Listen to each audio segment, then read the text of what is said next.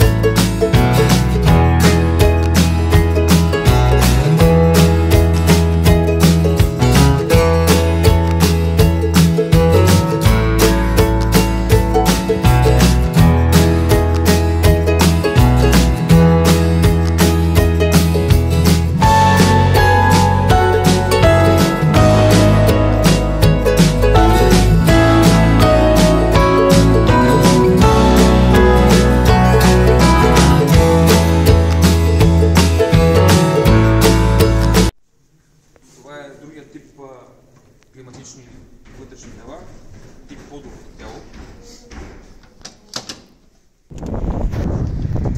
Ето сега ще се извърши адресиране на VRV системата.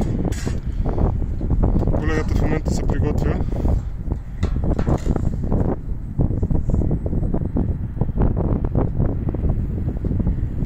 И сега вече в момента е зададено автоматичното адресиране и трябва да се изчака от 2 до 7 минути по инструкция на производителя.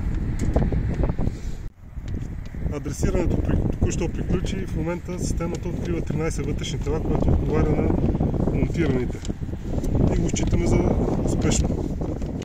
Ето тук имаме последния тип климатични вътрешни тела, канален климатик, който в случая работи обаче без въздуховоди, директно вдухва от помещението въздух.